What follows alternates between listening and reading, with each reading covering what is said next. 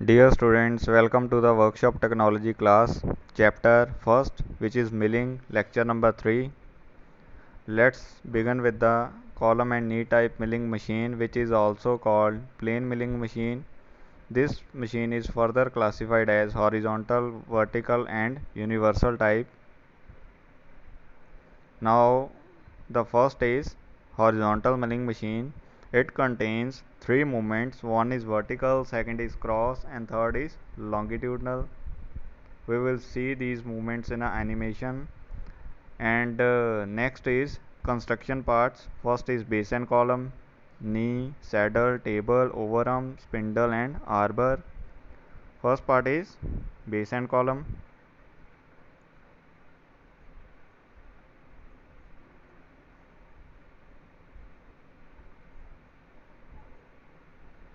This is the base, which is the main foundation, hollow in section, which contains the cutting fluid.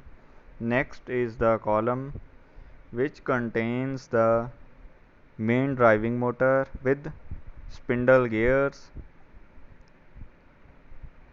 At the front end of the column, the guideways are provided for the movement of knee.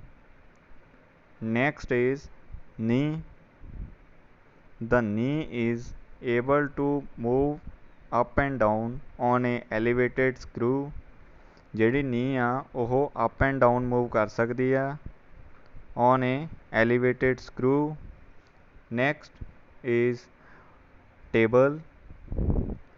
ਜਿਹੜਾ table ਆ ਉਹ saddle ਦੇ ਉੱਤੇ ਲੌਂਗੀਟਿਊਡਨਲੀ move ਕਰ ਸਕਦਾ। Next ਓਵਰਆਰਮ, ਜਿਹੜੀ ਓਵਰਆਰਮ provide ਕੀਤੀ ਜਾਂਦੀ ਆ ਸਪਿੰਡਲ ਨੂੰ ਸਪੋਰਟ ਕਰਨ ਦੇ ਲਈ at the outer and. This one,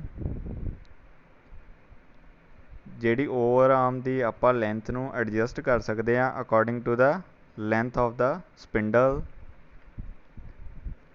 next part is spindle. This one, the spindle contains the cutter. ਇਹਦੇ ਤੇ ਕਟਰ ਰੋਟੇਟ ਕਰਦਾ ਤੇ ਸਪਿੰਡਲ ਦੇ ਇਨਰ ਐਂਡ ਦੇ ਉੱਤੇ ਟੇਪਰ ਪ੍ਰੋਵਾਈਡ ਕੀਤੀ ਜਾਂਦੀ ਆ ਵਿਚ ਇਜ਼ ਏ ਟੇਪਰ ਨੋਜ਼, ਜਿਹਦੇ 'ਤੇ ਕੀ ਆ ਟੇਪਰ ਥਰੈਡਸ ਅਵੇਲੇਬਲ ਹੁੰਦੇ ਆ ਅਤੇ ਉਸ ਥਰੈਡਸ ਦੇ ਹੈਲਪ ਦੇ ਨਾਲ ਕਿ ਆਪਾਂ ਸਪਿੰਡਲ ਨੂੰ ਫਾਸਟਨ ਕੀਤਾ ਹੁੰਦਾ ਕਾਲਮ ਦੇ ਅਪਰ ਐਂਡ ਦੇ ਉੱਤੇ। Next is ਆਰਬਰ। ਆਰਬਰ ਕੀ ਆਪਣੇ ਕੋਲ ਇੱਕ ਸਪਿੰਡਲ ਹੋਲੋ ਆ ਅਤੇ ਆਰਬਰ ਉਹਦੇ ਉੱਤੇ ਇੱਕ ਸ਼ਾਫਟ ਆ ਜਿਹਦੇ ਕੀ ਆ ਕਟਰ ਨੂੰ ਮਾਊਂਟ ਕੀਤਾ ਜਾਂਦਾ ਵਿਦ ਦਾ ਹੈਲਪ ਆਫ ਸਪੇਸਰਸ ਜਾਂ ਫਿਰ ਕਾਲਰਸ। ਠੀਕ ਹੈ, ਹੁਣ ਆਹ ਸਾਰੀ ਮਸ਼ੀਨ ਦੀ ਵਰਕਿੰਗ ਨੂੰ ਆਪਾਂ with the help of a animation ਵੀ ਦੇਖਾਂਗੇ।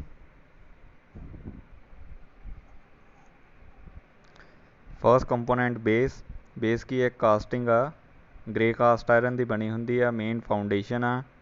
ਇਹਦੇ ਵਿੱਚ ਕੀ ਆ ਕੂਲੈਂਟ ਨੂੰ ਸਟੋਰ ਕਰਕੇ ਰੱਖਦੇ ਆ। ਨੈਕਸਟ ਕੰਪੋਨੈਂਟ ਹੈ ਆਪਣੇ ਕੋਲ ਕਾਲਮ, ਜਿਹਦੇ ਵਿੱਚ ਕੀ ਆ ਮੇਨ ਮੋਟਰ ਨੂੰ ਮਾਊਂਟ ਕੀਤਾ ਜਾਂਦਾ ਜਿਹੜੀ ਆਪਣੀ ਡਰਾਈਵ ਨੂੰ ਫਾਰਵਰਡ ਕਰਦੀ ਆ to the spindle. One by one ਸਾਰੇ ਕੰਪੋਨੈਂਟਸ ਡਿਸਕਰਾਈਬ ਕੀਤੇ ਜਾਣਗੇ। Next is table, spindle. Table ਦੇ ਉੱਤੇ ਦੇਖ ਸਕਦੇ ਹੋ ਤੁਸੀਂ ਟੀ ਸਲੋਟ ਬਣੇ ਹੋਏ ਹੁੰਦੇ ਆ ਜਿਹਦੇ ਵਿੱਚ ਕੀ ਆਪਾਂ ਵਰਕਪੀਸ ਨੂੰ ਟਾਈਟਲੀ ਹੋਲਡ ਕਰ ਸਕਦੇ ਹਾਂ, ਵਾਈਸ ਨੂੰ ਹੋਲਡ ਕਰ ਸਕਦੇ ਹਾਂ।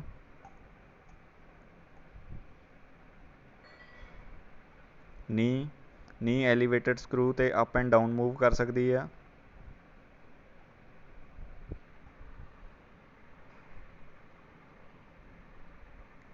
ਸੈਡਲ ਨੀ ਦੇ ਉੱਤੇ ਕ੍ਰੋਸਵੇਜ਼ ਦੇ ਉੱਤੇ ਕ੍ਰੋਸ ਮੂਵਮੈਂਟ ਜਾਂ ਉਹਨੂੰ ਆਪਾਂ ਟਰਾਂਸਵਰਸ ਮੂਵਮੈਂਟ ਕਹਿ ਸਕਦੇ ਹਾਂ ਉਸ 'ਤੇ ਮੂਵ ਕਰ ਸਕਦੀ ਆ।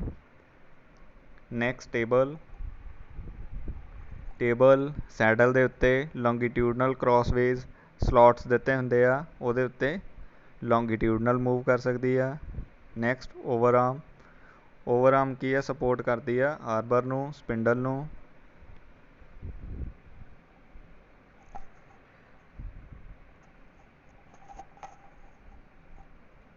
ਨੈਕਸਟ ਇਹ ਐਕਸਪਲੇਨ ਕੀਤਾ ਹੋਇਆ cutter is a multi point tool.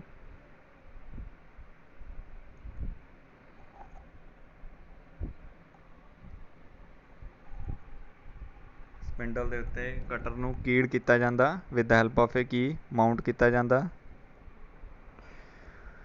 ਹੁਣ ਜਿਹੜੀ ਕਟਰ ਦੀ ਐਕਸਿਸ ਆਫ ਰੋਟੇਸ਼ਨ ਆ ਵਰਕ ਪੀਸ ਦੇ ਆਪੋਜ਼ਿਟ ਹੈ, then this is a up milling operation.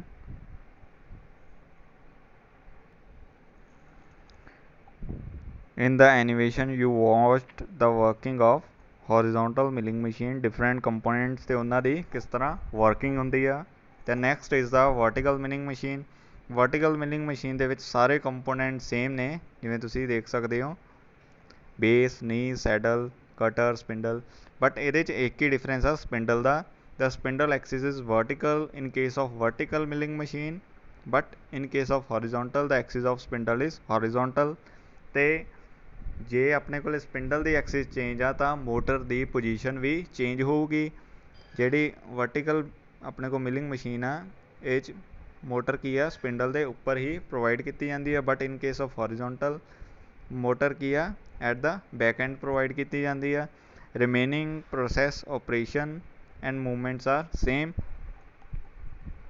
But vertical milling machine ਦੇ ਕੇਸ 'ਚ ਇੱਕ ਹੋਰ ਐਕਸਟਰਾ ਮੂਵਮੈਂਟ ਪ੍ਰੋਵਾਈਡ ਕੀਤੀ ਜਾਂਦੀ ਆ to the vertical milling head.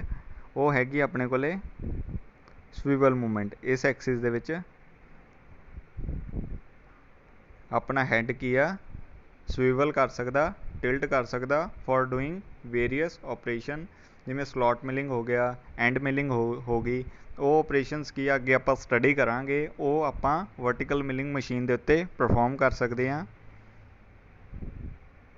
Remaining else ਜਿਹੜੀ ਕੰਪੋਨੈਂਟਸ ਦੀ ਮੂਵਮੈਂਟ ਆ ਉਹ ਹੋਰੀਜ਼ੋਂਟਲ ਅਤੇ ਵਰਟੀਕਲ ਦੀ ਸੇਮ ਆ। Now the next and third is universal milling machine। in universal milling machine the additional movement is provided to the table। ਜੋ working table ਆ ਉਹਨੂੰ additional movement provide ਕੀਤੀ ਜਾਂਦੀ ਆ। the table is able to move at 45 degree with respect to the vertical axis of the machine। ਜਿਹੜੀ machine ਦੀ vertical Axis ਆ ਉਹਦੇ around table ਕੀ ਆ ਇਸ ਤਰ੍ਹਾਂ ਸਵੀਵਲ ਕਰ ਸਕਦਾ। ਅਤੇ ਬਾਕੀ ਜਿਹੜੀਆਂ ਐਡੀਸ਼ਨਲ 3 ਮੂਵਮੈਂਟ ਸੀਗੀਆਂ ਆਪਣੇ ਕੋਲੇ ਵਰਟੀਕਲ, ਕ੍ਰੋਸ ਐਂਡ ਲੌਂਗੀਟਿਊਡਨਲ, ਉਹ ਸੇਮ ਨੇ। ਠੀਕ ਹੈ, ਇਹ ਹੈਗੀ ਆਪਣੇ ਕੋਲੇ ਯੂਨੀਵਰਸਲ ਮਿਲਿੰਗ ਮਸ਼ੀਨ। ਦੇਖ ਸਕਦੇ ਹੋ ਤੁਸੀਂ ਨੀ, ਟੇਬਲ, ਆਰਬਰ, ਸਪਿੰਡਲ, ਸਾਰੇ ਮੂਵਮੈਂਟਸ ਬਾਕੀ ਕੰਸਟਰਕਸ਼ਨ ਸੇਮ ਆ, but here we are well with a new movement which is tilting of the table which is up to 45 degree for making some new operations। ਤੇ ਜਿਹੜੀ ਯੂਨੀਵਰਸਲ ਮਿਲਿੰਗ ਮਸ਼ੀਨ ਹੈ ਇਹ 'ਤੇ ਆਪਾਂ ਕੁਛ attachments ਵੀ use ਕਰ ਸਕਦੇ ਹਾਂ, ਲਾਈਕ